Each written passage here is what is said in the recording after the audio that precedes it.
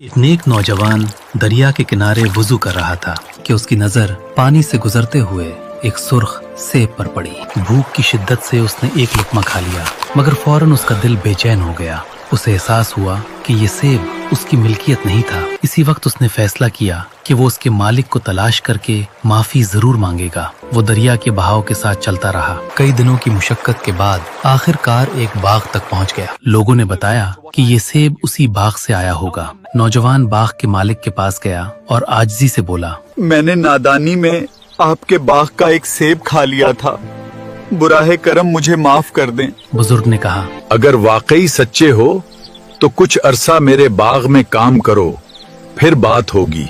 नौजवान ने बगैर किसी हिचकिचाहट के ये शर्त कबूल कर ली। वो पूरी लगन और दयानत के साथ बाग में काम करता रहा। उसकी एक ही ख्वाहिश थी कि किसी तरह एक लुकमे का हक अदा हो जाए। कुछ अरसे बाद उसने दोबारा अर्ज की, क्या अब आपने मुझे माफ कर दिया? बुजुर्ग ने फरमाया, एक आखिरी शर्त बाकी है, अगर उसे कबूल कर लो तो मैं तुम्हें माफ कर दूंगा। नौजवान ने कहा, आपकी क्या शर्त है? बुजुर्ग बोले, तुम्हें मेरी बेटी से निकाह करना होगा, लेकिन पहले जान लो कि वो अंधी है, बहरी है और गूंगी भी। ये सुनकर भी नौजवान ने जवाब दिया, अगर इसमें अल्लाह की रजा और मेरी बख्शिश है तो मुझे ये शर्त मंजूर है।